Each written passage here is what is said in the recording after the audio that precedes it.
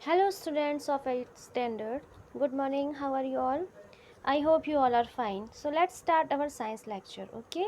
So, previously we were studying about plastics, and I have discussed about so many properties, so many characteristics of plastic. So let's revise some characteristics of plastic. क्या क्या चीज़ें हमने देखी थी जब हम plastic की बात कर रहे थे, क्यों इतनी पॉपुलर है plastics as materials of choice, क्यों है इतनी सारी चीज़ों में हम उसका क्यों यूज़ करते हैं, स्टोरिंग चीज़ें स्टोर करने में हम उसका बहुत ज़्यादा यूज़ करते हैं. तो कुछ प्रॉपर्टी हमने पढ़ी थी, उसके बारे में एक बार देख लेते हैं. ठीक है. सो पहला था plastic is non reactive, react नहीं करती. जैसे कि मेटल वगैरह होते हैं वो रिएक्ट कर जाते हैं, बट प्लास्टिक जो होती है वो रिएक्ट नहीं करती है, इसलिए उसका बहुत यूज़ करते हैं. बहुत लाइट वेट में होती है, स्ट्रांग होती है, ड्यूरेबल होती है. डिफरेंट कलर में आप डाई कर सकते हो उसको, डिफरेंट डिफरेंट शेप में बना सकते हो प्लास्टिक को. ठीक है. साइज़ में डिफरेंट डिफरेंट बना सकते हो. चीपर होती है, बहुत एक्सपेंसिव नहीं होती है. And poor conductor of heat and electricity होती है. इसलिए किस में यूज़ किया जाता है, जो भी है यूटेंसिल्स के जो हैंडल्स होते हैं, वायर्स की कवरिंग होती है, उसमें यूज़ किया जाता है. मैंने आपको ये सारी चीज़ें बताई थी. एंड डिड यू नो में हमने बहुत सारी चीज़ें देखी थी और बहुत ही इंपॉर्टेंट थी, इसलिए मैं चाह रही हूँ कि एक बार हम इसको पढ़ लेते हैं. ठीक है. फिर से क्या था. Plastics find extensive use in the healthcare industry. Some examples of their use are the packaging of tablets, thread used for stitching wounds, syringes, doctors gloves and a number of medical instrument. ठीक है. इस पे हम use करते हैं plastic का. Next किस में देखा था. Special plastic cookware is used in microwave ovens for cooking food. जो अवन में हम माइक्रोवेव में यूज़ करते हैं उसमें यूज़ करते हैं. ठीक है. And then Teflon is a special plastic on which oil and water do not stick. Non stick जो होते हैं कुकवेयर, उसमें हम प्लास्टिक का यूज़ करते हैं. एंड फायर प्रूफ प्लास्टिक्स, ये बहुत इंपॉर्टेंट था. मैंने आपको बताया था कि सिंथेटिक फाइबर की कैरेक्टरिस्टिक्स होती है कि बहुत जल्दी फायर को कैच कर लेती है, बट ये जो है जिसका हम यूनिफॉर्म बनाते हैं वो भी सिंथेटिक फाइबर ही होती है. फायरमैन के लिए जो हम कोटिंग करते हैं वो एक्चुअली मेलामाइन की होती है, जो प्लास्टिक होती है. ठीक है. So today will start with plastics and the environment. हमने क्या देखा कि there are lots of benefits of using plastics. Plastics are cheap and durable, easily available. ठीक है ना. डिफरेंट कलर शेप, बहुत सारी चीज़ है. फायर रेजिस्टेंट है, हीट एंड इलेक्ट्रिसिटी रेजिस्टेंट है. बट इसका एनवायरनमेंट पे क्या इफ़ेक्ट पड़ता है. When we go to the market, we get usually things wrapped in plastics और पैक्ड इन पॉलीथीन बैग्स. आप मॉल में जाते हो, मार्केट में जाते हो, whenever we go, तो जहाँ से भी हम सामान खरीदते हैं तो हम जो सामान को लेके आते हैं वो एक्चुअली किस में लेके आते हो आप सामान. पॉलीथीन्स के बैग्स होंगे या पैकेट्स होंगी, वो पॉलीथीन बैग्स में रैप की होंगी. तो हम इसी चीज़ों में, प्लास्टिक में, पॉलीथीन में हम सामान लेकर आते हैं जब भी हम शॉपिंग करने के लिए जाते हैं. ठीक है. क्यों ऐसा क्यों करते हैं हम, क्योंकि वो बहुत कन्वीनियंट है, सामान आ जाता है, ड्यूरेबल होती है. But that is one reason why plastic waste keeps getting accumulated in our homes. You can see at your homes also that you have too much of plastic bags. जो आप shopping से लेके आते हो, सामान खरीद के लाते हो, तो सब आप प्लास्टिक बैग्स में लेके आते हो. बहुत सारे आपके घरों में होंगे. And ultimately plastic find its way in the garbage. ठीक है. फिर क्या होगा. अब देखो, कोई भी चीज़ है अगर हमने बनाई है तो उसका डिस्पोजल भी हमें पता होना चाहिए. बट प्लास्टिक का disposal is a major problem. It can not easily degrade. It means ख़त्म नहीं होती है प्लास्टिक बहुत जल्दी. क्यों. Why. Because a material which gets decomposed through natural process such as action by bacteria is called biodegradable. Here we can divide materials into two categories. First category is biodegradable and the other is non-biodegradable. Okay. So what is the meaning of biodegradable and non-biodegradable? जो चीज़ें natural process से degrade हो जाती है, it means simple complex form से simpler form में convert हो जाती है, उसे बोलते हैं हम बायोडिग्रेडेबल. जैसे कि प्लांट है, है ना, हम फ्रूट्स लाते हैं घरों में, उसके छिलके होते हैं, वेजिटेबल्स के पील होते हैं, उन्हें अगर आप सॉइल में डाल दो तो वो कुछ दिनों बाद आपको वो नहीं मिलेंगे, वो डिग्रेड हो जाते हैं। जो लीव्स के पत्ते जो होते हैं या फिर वेजिटेबल्स के पील्स जो होते हैं, ये डिग्रेडेबल है। बैक्टीरियाज उस पर रिएक्शन करते हैं और उन्हें सिंपलर फॉर्म में फ्री करके सॉइल में मिक्स कर देते हैं। ओके, तो this type of substances are called biodegradable. Okay, जिसमें बैक्टीरिया एक्शन करते हैं, नेचुरल प्रोसेस होती है, डिकम्पोज हो जाते हैं, इन्हें बोलेंगे हम biodegradable. And second category is non biodegradable. What is the meaning of this? A material which is not easily decomposed. process is decomposition is very necessary for clean the environment। ठीक है ना, कोई भी चीज़, कोई भी डेथ होती है, उसकी प्लांट्स की डेथ हो रही है, लीव्स की डेथ हो रही है, एनिमल्स की डेथ हो रही है इन अ फॉरेस्ट, तो इसी तरीके से नेचुरल तरीके से ही उसको क्लीन किया जाता है एनवायरनमेंट को, नेचुरल प्रोसेस होती है। ठीक है, तो ये डिग्रेड होना, इट मीन्स कॉम्प्लेक्स से सिंपल में फ्री होना या कन्वर्ट होना, डिग्रेड होना, करेक्ट। तो अब जो उसे बोलते हैं डिकम्पोजिशन, डिकम्पोज होना। तो मटेरियल जो इजीली डिकम्पोज नहीं होता है by natural process is termed as non biodegradable. Biodegradable जो होते हैं वो इको फ्रेंडली होते हैं, इन्वायरमेंट में उससे नुकसान नहीं पहुंचता है। ठीक है, आप कभी जाते हो फॉरेस्ट में सफाई करने के लिए, चलो चलते हैं, वहाँ गंदगी हो गई होगी, एनिमल्स मरे होंगे या फिर बहुत टूटे हुए पत्ते वत्ते, झाड़ी वाड़ी इकट्ठी हो गई, चलो सफाई कराते। कभी होता है ऐसा? ऐसी की ज़रूरत ही नहीं पड़ती, वो एक नेचुरल हैबिटेट है, वहाँ पर पूरी फूड लिंक इकोसिस्टम प्रॉपर होता है, जो चीज़ जैसी है वहाँ वैसी ही रहती है, कोई डिस्टर्बेंस नहीं है, तो नेचुरली उसमें सफाई भी होती रहती है, सबको अपना फूड मिलता रहता है और आराम से लाइफ कंटिन्यू चलती रहती है। ठीक है, जहाँ ह्यूमंस ने प्रॉब्लम क्रिएट की, जहाँ ह्यूमंस ने एंटर किया, वहाँ से प्रॉब्लम शुरू होती है। लाइक प्लास्टिक बनाना स्टार्ट की। अब प्लास्टिक क्या है, वो इजीली डिग्रेड नहीं होगी, बैक्टीरिया उस पर एक्शन नहीं कर पाते, नेचुरल प्रोसेस उस पर नहीं होती। दैट्स वाई ये कलेक्ट होती जा रही है, गार्बेज जो है वो इकट्ठा होता जा रहा है प्लास्टिक का। कहीं भी आप जाओ, सबसे ज़्यादा वेस्ट हमें प्लास्टिक का ही मिलता है, डंप ऑफ प्लास्टिक। ठीक है, ढेर के ढेर लगे होते हैं। This is non biodegradable. पहली चीज़ तो यही है कि ये डिग्रेड ही नहीं होती है, तो वो इतना टाइम, जितना टाइम उसे बनाने में लगता है उससे हज़ारों लाखों साल तो उसे डिग्रेड होने में लगेंगे। प्रोडक्शन ज़्यादा है, डिग्रेड नहीं हो पाती, तो वो एक्यूमुलेशन होता जा रहा है। What is the meaning of accumulation? इकट्ठी होती जा रही है, राइट।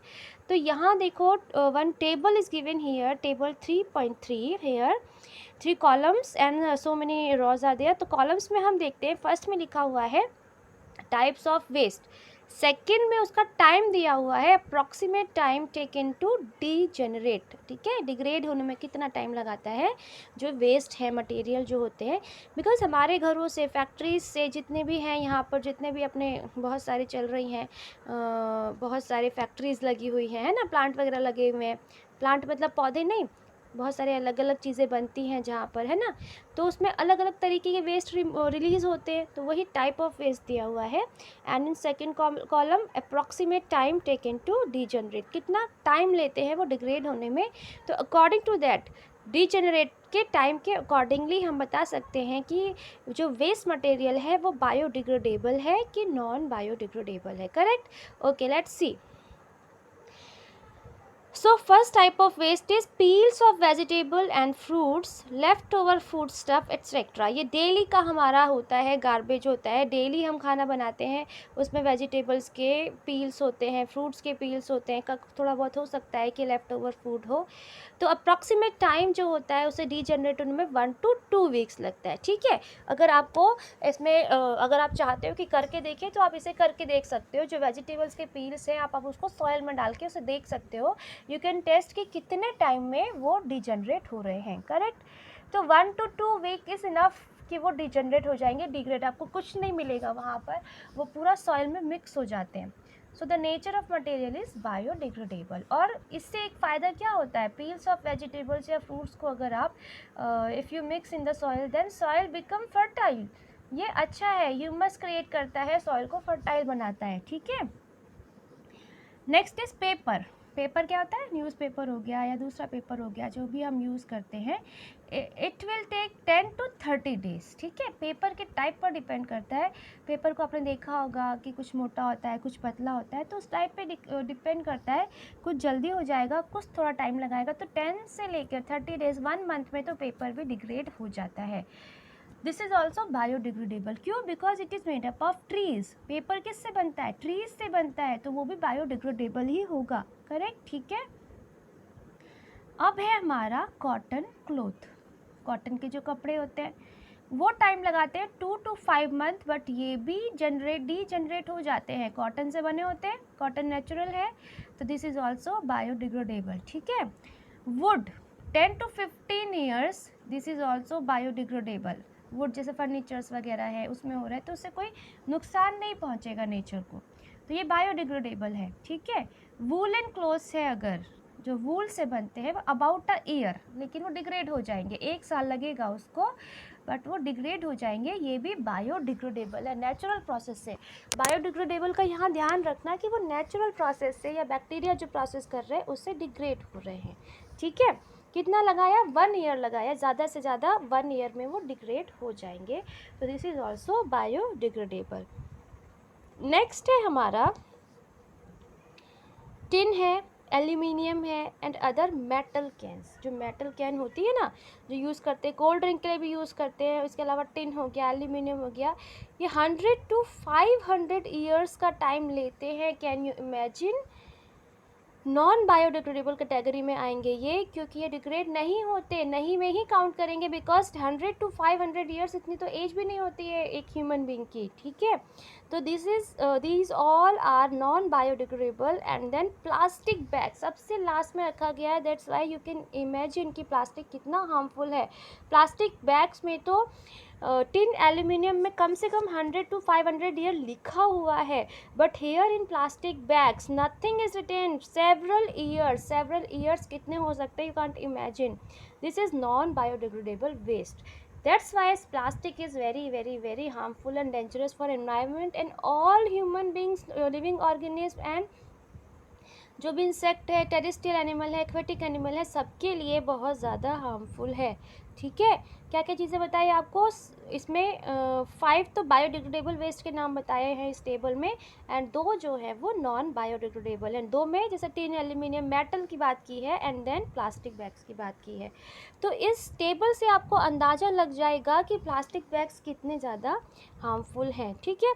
तो समझ में आया आपको यहाँ पर कि plastic takes several years to decompose and it is not environment friendly and it causes environmental pollution. देखो, अगर उसे आप जलाओगे प्लास्टिक को तो एयर पॉल्यूशन क्रिएट करेगी, अगर आप उसे पानी में बहाओगे तो वाटर पॉल्यूशन क्रिएट करेगी। ठीक है। अगर आप नाली वाले में बहाते हो तो ब्लॉक कर देगी, सीवेज को ब्लॉक कर देगी। सॉइल में अगर आप उसको डालते हो तो सॉइल पॉल्यूशन क्रिएट करती है। ठीक है। तो besides the burning process in the synthetic material is quite slow and it does not get completely burn easily. तो इस प्रोसेस में क्या होगा, so many gases, dangerous gases, harmful gases will release and it pollute air and it causes too much so many diseases in human, aquatic and other organisms. Okay. And these gases are poisonous, they have poisonous fumes. In the process, it releases lots of poisonous fumes into the atmosphere, causing air pollution. How can this problem be solved? Now we know that pollution किससे हो रहा है? Plastic जो है, polythene जो है, plastic जो है, it creates air pollution, soil pollution, water pollution, so many things. So how can this problem be solved? तो क्या होना चाहिए? अब एक ही चीज़ कर सकते हो आप, avoid the use of plastics as far as possible, because production होता जा रहा है बट उसको ख़त्म नहीं कर पा रहे हैं हम लोग, तो हमें अवॉइड करना पड़ेगा उसे, और कुछ आप नहीं कर सकते। ठीक है। क्या करो? और make use of bags made of cotton और जूट। ठीक है ना, नेचुरल हो गए कॉटन और जूट जो हो गए। When you go for shopping अपना बैग लेके जाओ, कॉटन का जो क्लोथ्स का होता है, जूट का बैग लेके जाओ, प्लास्टिक का बैग मत लेके आओ। ठीक है ना। The biodegradable and non biodegradable waste should be collected separately and disposed of separately. देखा होगा आपने, ब्लैक नहीं, ब्लू एंड रेड कलर के डस्टबिन्स होते हैं, उसमें अलग अलग डालते हैं जो भी गार्बेज होता है, ठीक है। तो हम यही कर सकते हैं, अवॉइड कर सकते हो आप उसका यूज़ करना। अपने बैग्स लो कॉटन के, जूट के हों। उसके बाद बायोडिग्रेडेबल वेस्ट जो है उसे नॉन बायोडिग्रेडेबल से अलग अलग रखो। Practice it this in your homes, ठीक है। घरों में शुरू करोगे आप, तभी आप पूरा का पूरा आप कुछ काम कर सकते हैं। अपने आप से जब हम शुरू करेंगे तभी, ऐसा नहीं है कि लोगों को ऐसा करना चाहिए, सरकार को ऐसा करना चाहिए, गवर्नमेंट ये नहीं कर रही है, नहीं, ऐसा नहीं होगा जब तक आप अपने आप शुरू नहीं करेंगे। आप प्लास्टिक का यूज़ कम करना शुरू करो। अपने पर्सनल इंडिविजुअल अगर हम प्रयास करते हैं, अब ट्राई करो, कोशिश करो, तो फिर ही ये एक बड़े लेवल पर ये काम हो पाएगा, ठीक है। और क्या हो सकता है, it is better to recycle the plastic waste. उसको रिसाइकिल करो, प्रोडक्शन मत करो। अगर हम रिसाइकिल कर सकते हैं तो उसे वो ज़्यादा यूज़ करना चाहिए। जैसे थर्मोप्लास्टिक कैन बी रिसाइकल्ड, ठीक है ना। मैंने आपको बताया थर्मोप्लास्टिक किसे कहते हैं, थर्मोसेटिंग प्लास्टिक किसे कहते हैं। तो thermoplastic can be recycled. Make a list of items that can be recycled. यहाँ पर एक आपके लिए काम आ गया है, ठीक है। However, during recycling, certain coloring agents are added. This limits its uses, especially for storage of food. दूसरी चीज़ ये ध्यान में रखो, जब रिसाइकल किया जाता है तो बहुत सारे कलरिंग एजेंट्स मिक्स किए जाते हैं। तो उसमें जब आप कोई स्टोर कर रहे हो फूड को, तो उसमें स्पेशली आपको ध्यान रखना चाहिए कि फूड का स्टोर करने में आप किस प्लास्टिक का यूज़ कर रहे हो, उसका ध्यान रखो, क्योंकि ये भी हार्मफुल हो सकती है, ठीक है। और इसके लिए क्या दिया गया है, सिटीजन्स जो है, रिस्पॉन्सिबल सिटीजन है अगर आप कंट्री के कहीं के, तो आपको 4R प्रिंसिपल याद रखना है। What is that? Reduce, reuse, recycle and recover. What is this? ये हैबिट्स आपको डेवलप करनी पड़ेंगी। और ये क्या है, इन्वायरमेंट फ्रेंडली है। क्या होता है ये 4R प्रिंसिपल, क्या है? It's very important. First of all, reduce. Reduce मतलब reduce the use of plastic bags, reduce the use of polythene bags. Reduce करो, कम करो, उसका यूज़ कम करो, ठीक है। This is the meaning of reduce, कि जो चीज़ हार्मफुल है उसका यूज़ ही क्यों करना है हमें, ठीक है ना। रिड्यूस करो। अच्छा, आप बिल्कुल बंद नहीं कर सकते, इसलिए रिड्यूस लिखा हुआ है यहाँ पर। दूसरा, रीयूज़ करो। समझ में आ रही है बार? जैसे कि कंटेनर्स है, प्लास्टिक के कंटेनर हैं, जैम की बॉटल्स आ रही है, प्लास्टिक के कंटेनर्स, उसको आप दोबारा यूज़ कर सकते हो, उसमें आप कुछ और सामान भर सकते हो। जब इसके ऐसा मत करो कि एक बार लिया फिर उसे फेंक दिया, दूसरे नहीं खरीद लिए फिर उसे फेंक के तीसरे, नहीं, ऐसा नहीं। क्योंकि आपके पास पैसे हैं, ओके ठीक है, आप अपने पैसों से खरीद रहे हो। अगर कोई बोलता है कि आप ऐसा क्यों कर रहे हो, बोलोगे हमारे पैसे हैं, हम खर्च करेंगे, हमारी मर्जी। But not, that's all not your मर्जी, बिकॉज इट पॉल्यूट्स एनवायरमेंट। पैसे आपके हैं, लेकिन एनवायरनमेंट को पॉल्यूट आप करेंगे बार बार खरीद के, उसे फेंक के, वो तो गार्बेज इकट्ठा हो रहा है, ठीक है। तो रीयूज़ करो, रीसाइकिल। तीसरा होता है रीसाइकिल। अगर रिसाइकिल हो सकती है तो उसे फेंकने के बाद ये नहीं डिस्ट्रॉय वो होगी नहीं, तो क्यों ना उसे रिसाइकिल किया जाए, ठीक है। एंड रिकवर, नए नए तरीके ढूंढो जिससे कि उसका यूज़ आप कर सकते हो। जैसे कि सपोज़, जैसे कि अगर मैं ग्लास का बता रही हूँ आपको, जैसे कप टूट गया है, जो जिसमें हम चाय पीते हैं, उसको हम एक डेकोरेटिव पीस बना सकते हैं। प्लास्टिक्स के हम कुछ पीसेज ऐसे बना सकते हैं जिसे हम किसी और चीज़ में यूज़ कर सकते हैं, रिकवर करना है उसे। So this is 4R principal, जिसका हमें जिसको मानना चाहिए, ठीक है। अभी देखो यहाँ पर एक बॉक्स बना हुआ है, उसमें लिखा हुआ है, बहुत इंपॉर्टेंट चीज़ लिखी हुई है, उसके बारे में आप पढ़ लेते हैं। Have you ever seen a garbage dump where animals, specially cows, are eating garbage?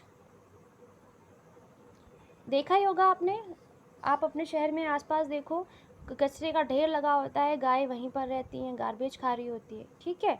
अब इसमें क्या होता है, गार्बेज में मेनली पॉलीथीन होती है। आप कहीं भी देखो, रिवर में देखो, पॉन्ड में देखो, सॉइल में देखो, कहीं भी देखो, गार्बेज में पॉलीथीन तो मस्ट है, वो तो रहेगी ही रहेगी। So in the process of eating the food waste, they swallow materials like polythene bags and wrappers of food. हम रैप कर देते हैं ना, पॉलीथीन में फेंक देते हैं जितना गार्बेज होता है। तो अगर वो एनिमल्स उसे खा रहे हैं, गलती से वो उन्होंने उसको भी खा लिया, तो क्या होगा? क्या वो उसे डिग्रेड कर पाएंगे? क्या वो उसे डाइजेस्ट कर पाएंगे? वो उनके फूड पाइप में फंस जाएगी। Can you imagine the consequences? The plastic material chokes the respiratory system of these animals or forms a lining in their stomach and can be the cause of their death. उनकी death हो सकती है। Who will be responsible for that? We are the responsible for their death. क्यों? हमने कचरा इकट्ठा किया था वहाँ पर, हमने डिस्पोजल अच्छे से नहीं किया था। तो ये उन्हें नहीं पता है कि क्या खाना है क्या नहीं खाना है, बट हमें तो पता है ना क्या चीज़ फेंकनी है और क्या चीज़ नहीं फेंकनी चाहिए, क्या डिग्रेडेबल है कौन सा नॉन बायोडिग्रेडेबल है, ये हमें पता है, ठीक है। तो हमारी रिस्पॉन्सिबिलिटी बनती है। The polybags carelessly thrown here and there are responsible for clogging the drains। अब देखो, बारिश होती है, पूरे में पानी भर जाता है, हर जगह गंदा हो जाता है। क्यों? पॉल्यूशन की वजह से। हर जगह सीवर में प्लास्टिक बैग्स घुसे हुए हैं, प्लास्टिक हर जगह फेंकी हुई है। आप लोग कहीं भी घूमने जाते हैं, खाए चिप्स पैकेट्स, खाए वेफर्स खाए और उसका जो रैपर है वो ऐसे ही फेंक दिया। कौन सफाई करेगा उसको? कौन उठा के उसे डस्टबिन में डालेगा? It is your responsibility. Plastic bags को, गार्बेज को इधर उधर मत फेंको, डस्टबिन में फेंको, जिससे उसका ट्रीटमेंट किया जा सके, उसे प्रॉपर जगह पे, उसे उसकी जगह जहाँ है वहाँ पहुँचाया जा सके। ऐसे नहीं कि आप कहीं भी गए, जहाँ भी आप बहुत सुंदर सुंदर जगह पे जाते हो, घूमने जाते हो, आप बहुत अच्छे हिल स्टेशंस होते हैं या बीचेज़ होते हैं, वहाँ जाते हो, पिकनिक मनाते हो और कचरा बाद में वहीं छोड़ कर आ जाते हो। कौन सफाई करेगा? वहाँ पर जो उनका जिसका हैबिटेट है, इंसेक्ट्स, जो भी ऑर्गेनिज्म का हैबिटेट है, जो भी एनिमल्स वहाँ रहते हैं, उनको कितना नुकसान पहुँचेगा, ये कभी सोचते हैं आप लोग? तो उसका रिस्पॉन्सिबल ह्यूमन बीइंग है, ठीक है। तो पॉली बैग्स जो केयरलेसली यहाँ वहाँ फेंके होते हैं, मेनली ड्रेन्स का जो लॉक कर देते, ब्लॉक कर देते, वो उसके लिए रिस्पॉन्सिबल होते हैं। Sometimes we are very careless and throw the wrappers of chips, biscuit and other eatables on the road और इन पार्क्स और पिकनिक प्लेसेस। आप लोग भी करते हो ये, पिकनिक पे जाते हो, पार्क में जाते हो, डस्टबिन सामने होगा फिर भी नहीं डालेंगे, इधर उधर फेंक देंगे। Should we not think twice before doing so? As a responsible citizens, what measures do you suggest to keep public places clean and free for plastic? क्या आप अपने घरों में भी ऐसा ही करते हो? कहीं भी कचरा फेंक देते हो, कहीं भी खाई चिप्स विप्स खाई, कुछ भी खाई और ऐसे ही फेंक दिया? क्या आप अपने घरों में ऐसा करते हो? तो आप पब्लिक प्लेसेस में ऐसा क्यों करते हो? जैसा आप अपने घरों को साफ़ रखना चाहते हैं, ऐसे ही आपको पब्लिक प्लेस को भी साफ़ रखना चाहिए। दिस इज़ अवर रिस्पॉन्सिबिलिटी, ठीक है। अर्थ अब सबकी है, अर्थ को साफ़ रखना हमारी रिस्पॉन्सिबिलिटी है, करेक्ट। सो क्या लिखा हुआ है अब यहाँ पर? ये पूरा हो गया, मैंने बता दिया आपको फाइबर वाइज आपको क्या करना चाहिए। देखो, फाइबर नेचुरल होता है, सिंथेटिक होता है, इसके अकॉर्डिंगली हमें क्या करना चाहिए? Do not throw plastic bags in the water bodies और ऑन द रोड। जो प्लास्टिक बैग्स हमें पता है कि वो बायोडिग्रेडेबल नहीं है, तो उन्हें रोड पर या वाटर बॉडीज़ में थ्रो मत करो, ठीक है। क्या करना चाहिए? Take a cotton carry bag और a jute bag while going for shopping. अच्छे भी लगते हैं, अपना बैग लेके जाओ कॉटन का या जूट का शॉपिंग में। और क्या करो? Try to minimise the use of plastic materials. जैसे कि आप लेके आते हो, टिफ़िन लेके आते हो, प्लास्टिक्स के लेके आते हो, इससे अच्छा क्या है? स्टील लंच बॉक्स यूज़ करो। प्लास्टिक का क्यों यूज़ कर रहे हो? स्टील का लंच बॉक्स अच्छा भी होता है, खाना भी आपका गर्म होता है, ठीक है। उसका यूज़ करना चाहिए आपको। तो हमें ये सब चीज़ें करनी चाहिए। अब एक बार इसकी समरी पढ़ लेते हैं, हमने क्या क्या पढ़ा इसमें। चैप्टर हो गया है हमारा finish. So what you have learned: synthetic fibers and plastics like natural fibers are made of very large units called polymers. Polymers are made up of many smaller units. क्या बोलते हैं उनको? मोनोमर बोलते हैं, ओके, याद रखना है अभी। While natural fibers are obtained from plants and animals, synthetic fibers are obtained by chemical processing of petrochemicals. Here petrochemicals are very important. Petrochemicals से बनते हैं, like natural fibers. These fibers can also be woven into fabrics, ठीक है। Synthetic fibers find uses ranging from many household articles like ropes, buckets, furniture, containers, etc. to highly specialized uses in aircraft, ships, spacecraft and healthcare, etc. ठीक है। Depending upon the types of chemicals used for manufacturing synthetic fibers, they are named as rayon, nylon, polyester and acrylic. The different types of fiber differ from one another in their strength, water absorbing capacity, nature of burning, cost, durability, etc. Today, life without plastics cannot be imagined, but be it home or outside, plastic is everywhere. The waste created by plastic is not environmental friendly. On burning, plastics release poisonous gases. On dumping in the ground, they may take years to degenerate. This is because of their non-biodegradable nature. ठीक है, इसी की वजह से होता है। And at last, we need to use synthetic fibers and plastic in such a manner that we can enjoy their good qualities and at the same time minimize the environmental hazards for the living communities. ठीक है, तो इन सारी चीज़ों का हमें ध्यान रखना होता है. किसी भी चीज़ को हमने बनाया है तो उसका यूज़ अच्छे तरीके से होना चाहिए. ऐसा नहीं होना चाहिए कि उससे दूसरों को, इन्वायरमेंट को, एटमॉस्फेयर को, एक्वेटिक एनिमल या टेरेस्ट्रियल एनिमल सबको नुकसान पहुंच रहा हो. ठीक है, तो कोई भी चीज़ होती है वो इको फ्रेंडली होनी चाहिए, ना कि उससे कोई प्रॉब्लम क्रिएट होनी चाहिए. तो हमने इसमें क्या क्या चीज़ें पढ़ ली, कीवर्ड्स जो है एक बार उसको मैं रिपीट कर देती हूँ. एक्रेलिक जो मेन चीज़ें होती हैं, ठीक है, वो कीवर्ड्स में आती है. Acrylic, artificial silk, nylon, plastic, polyester, polymer, polythene, rayon, synthetic fibre, terylene, thermoplastics, thermosetting plastic. Okay students, here आपका यहाँ पर क्या हुआ, चैप्टर फिनिश हो गया है. अब आपको ये एक्सरसाइज करके देखनी है. बहुत इजी है, कोई बहुत टफ नहीं है. तो ये एक्सरसाइज आपको करके देखनी है. 3 क्वेश्चंस आप कर चुके हो और बाकी भी आपको सॉल्व करके देखने हैं. ठीक है, till then take care, bye.